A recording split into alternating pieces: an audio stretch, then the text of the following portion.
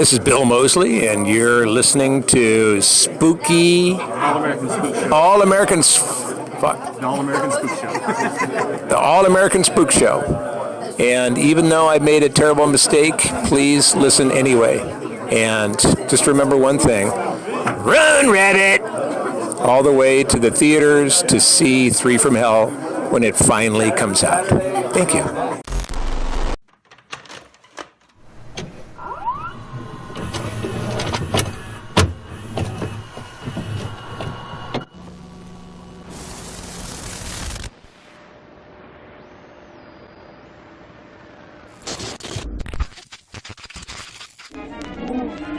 Ladies and gentlemen, prepare for a thrill.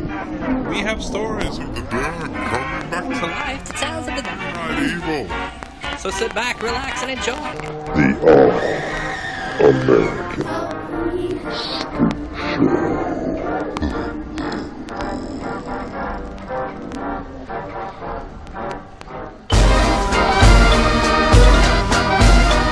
Howdy, folks. You like blood, violence, freaks of nature? Well, then come on down to Captain Spaulding's Museum of Monsters and Madmen. Yeah, see the alligator boy. Ride my famous murder ride. Most of all, don't forget to take home some of my tasty fried chicken. Ha ha! It just tastes so damn good.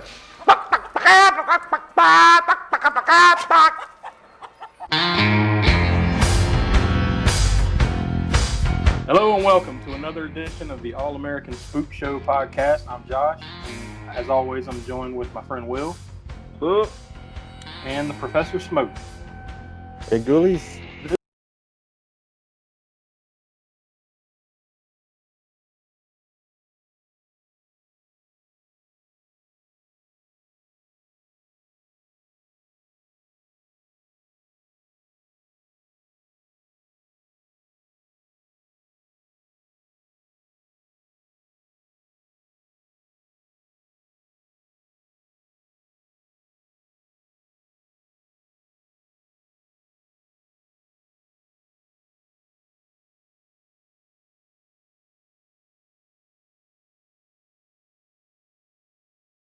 Yeah.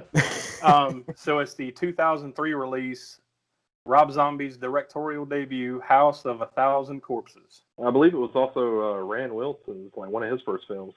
Rainn Wilson? Yeah, Rand Wilson. Yeah, probably. Like, obviously now you remember him most from The Office, the show that was on NBC for forever. Yeah, playing Dwight. Yeah. But, this was probably one of it. Without having it right in front of me, it's definitely probably one of his first ones. Definitely the first time it was on my radar for sure. Yeah, because I remember the first time I saw The Office was like, hey, it's the guy from House of a Thousand Corpses. Yeah. I actually looked at it here, like, other than he played in a episode of One Life to Live. It wasn't that like a soap opera or something. Yeah. Other than that, his first movie was Galaxy Quest. Oh, wow. Oh, really? Huh. Yeah. What year was Galaxy Quest, by the way? I can't remember what year that was. That qualifies as an old film now because it was in 1999. Oh. So it must have been, that was the one right before it, because they started shooting, I guess, in 99 or 2000 or so for. This House was in I think it was, from what I could tell, it was shot in like the spring and summer of 2000. So yeah, this would have been right before that, I guess. Galaxy Quest, and he was also in apparently had a role in Almost Famous too. Oh, okay. But like you said, this would have been around the same time that they filmed this. So he did other things than this, and then it's years later, 3 years later before this movie actually comes out. So. But yeah, this was I'd say it's definitely a modern cult classic for sure. But we'll get into a little bit more of that here in a little bit. Will, what you been up to lately? What you been watching and getting into? Not a whole heck of a lot here lately. I cannot think of a single thing that I've like tacked on since the last time we recorded. Which is a stark contrast from the list that I had last time. Yeah. I've been staring at a static TV. I started digging back into Gears of War. I hadn't played with that in a long time. Yeah, it's been a while since I watched that or played that one for sure. I had to help an old friend get through a tricky spot in the game, and I've been playing it ever since. Yeah, that's weird. Some somebody's not able to get past something, and then they get held against them forever. But yeah, at least you were able to help, right? Not naming any names, but Josh was stuck in a spot for months, and I beat it in like 3 minutes. Yeah, pretty much. A little known fact to you, Smoke, and to all the other listeners is that I always call Will Johnny Arcade because it takes him about 2 minutes to figure anything out in a video game.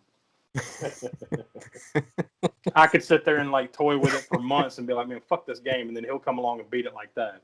It happens all the time. Like, I still haven't got out of the damn office thing or at Raccoon City in Resident Evil 2. How the fuck is that? Pretty much. Let's see, I'm thinking back to the original Resident Evil 2. Wasn't that the one that came like in 2 discs, and you could play as the guy or the girl? Yeah, Claire Yeah. or... God, I love that one. Yeah, me too. I still... I can still probably just break that open and play. I mean, they just put out a newer version of it, right? Sort of a remix version, I guess if you will. Dude, I think they've remastered that game probably a half a dozen times.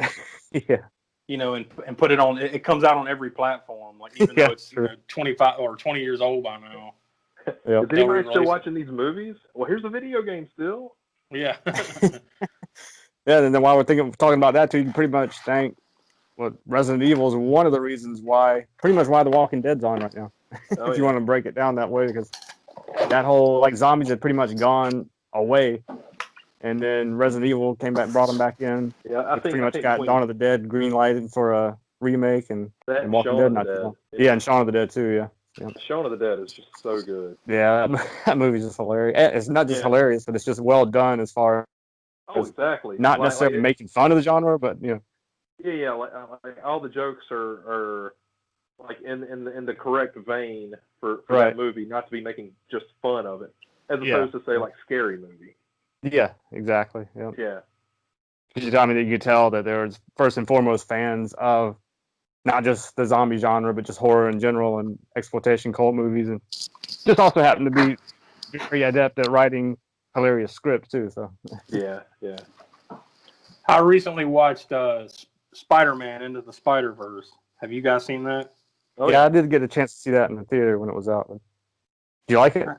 Oh yeah, it was awesome. But it just reminded me when you were talking about Shaun of the Dead, because I think it was, I could be mistaken. I've watched a handful of things lately, but I think it was Spider-Man Into the Spider-Verse where like they go into a parallel universe, or no, I guess they're in the universe that Miles Morales lives in.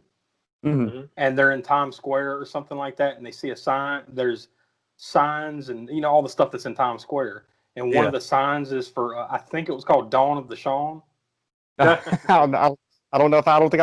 I missed that one. Then I must have missed that. Yeah, it's like in the background. It's like a poster or an advertisement. Yeah. I'm guessing it's either in that universe. It's not Shaun of the Dead. It's Dawn of the Shaun. Either that or it's a sequel to Shaun of the Dead in that universe. One or the other. But yeah, it's just kind of in the background. And I don't think they ever show it like directly on either. Like it's just kind of over there on the left. Like it just caught my eye. Like, oh shit, yeah, that's pretty cool. There's a lot of those kind of things in that movie, though, man. There's Easter eggs, all over it. Actually, I just pulled it up online. Yeah, it's it's From Dusk Till Shaun.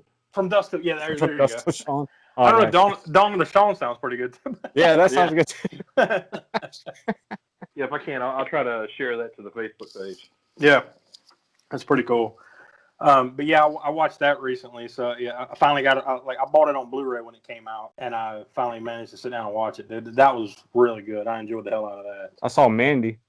You finally got around to watching it? Yeah, finally got around to watching that. What'd you think? I enjoyed it. I don't know why. I mean, waited so long. We hadn't picked it up on DVD or Blu-ray yet, but we watched it on one of the streaming services, and yeah, it was. I enjoyed it, but I like that director's first movie too, Beyond the Black Rainbow. Yeah, that's a proper mind fuck, right? Mandy.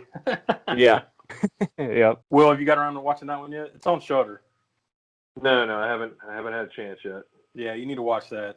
That movie's weird.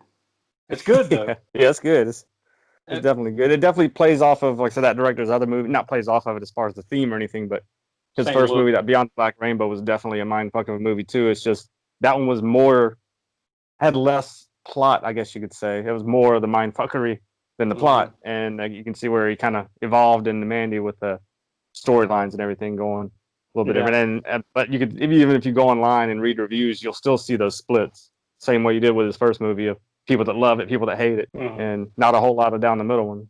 Which is the same could be said for House of a Thousand Corpses too, actually. Yeah, no doubt.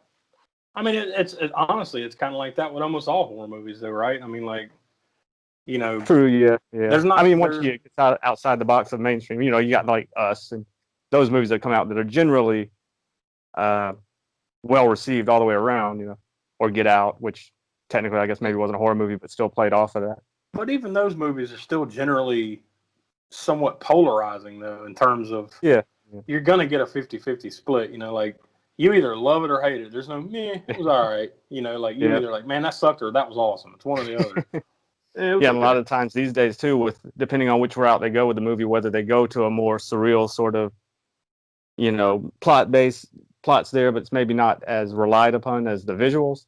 Mhm. You get movies like The Witch and those type of movies that really polarize people too. Either you love it or hate it, and that's pretty much it. Now that one right there. Now I enjoyed that one, but it definitely The Witch, I did too. Yeah, but loved it definitely wasn't exactly what I was expecting of it either, though. No, But and I think that is one of the other things too that are kind of going around here with the trailers for movies. Like whenever they put the trailer out for The Witch, it made it look like it was going to be sort of this throwback to Gothic horror. Mhm. And then when you go in to see it, it's not that at all. Something a little bit totally different. So I think some of that could be laid at the feet of whoever's putting out the trailers for some of the movies, are kind of gearing them towards maybe pushing it towards horror when it's not necessarily 100% that. You see that with a lot of movies. Like you got too many cooks in the kitchen with these studios and stuff. As far as the director, they're trying to make a buck, so they're like, So the director and or the producer aren't necessarily the people in the room when they're cutting those trailers and stuff. It might be a whole different crew of guys doing that, and like you said, because they're just trying to make as much money as they can and make it appeal True. have a mass appeal, and then it just it's not what you. That and two, they do the old bait and switch with a lot of movies too, where you'll see stuff in the trailer that's not in the movie. Oh yeah, which sometimes can be good, but true. It's almost like misadvertisement though. Yeah, yeah. Sometimes it's either scenes that maybe were shot and intended to be in the movie, but weren't, but were used in the trailer, or the other way, that completely shot specifically for the trailer and not even in the movie. Suicide Squad that came out a few years ago was kind of accused of that. That they made it seem like it was like you were going to see the Joker a ton in this movie, and then in reality, you didn't really see him that much. Oh yeah. By the way, I heard the new Suicide Squad that's coming out is apparently going to be a total reboot. So they're going to pretend that the first one didn't happen. Yeah, that's what I read. I mean that could be good, but man, DC just they can't get out of their own way as far as having a continuity within their little universe, man. I mean, what do y'all think of the Shazam trailer and everything that's going to be coming out not too long from now? Yeah, matter of fact, that comes out April 5th, I think. Which I think I could be wrong, but I think that's right around the same time as the new Pet Sematary is coming out, right? When does that come I believe so. Is that the same? I'm not sure if it's the exact same week or not, but it is right there near the beginning of April, I believe, right? Yeah, I think it is the same day. Yeah, April 5th. Yeah. Oh wow. Speaking of the whole Suicide Squad thing, I'm looking it up now, and I'm seeing a bunch of different headlines, and there's just as many saying Suicide Squad will be a total reboot versus other headlines saying it is not a reboot. So you can go home and do. We have no idea what the hell's going on. We tend to all of us, tend to overanalyze such things anyway. So let's just see what's going to happen, and then we'll determine. That's the one of the drawbacks of the digital age. True, everybody's got an opinion, and that's why we have the All American Spook Show podcast. That's right, coming at you.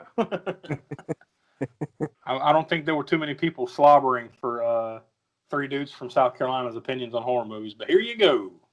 You got it anyways. Yeah. Listen or don't. We don't care. Actually, we do. We want you to listen. Yes. Things you didn't know you needed until you had them. Forget everything I just said about the internet being, no, sorry, we're all good. Yeah. So I guess before we get into House of a Thousand Corpses, I will mention that you can get in contact with us, and our email address is allamericanspookshow@gmail.com. You can find us on Facebook, Twitter, Instagram, On Instagram, we're getting closer, or inching closer and closer to over 1,000 followers. Jump on Instagram and follow us if you haven't already. Which I would imagine if you're listening to this, you're probably following us on Instagram. But who knows? We also have a TeePublic presence.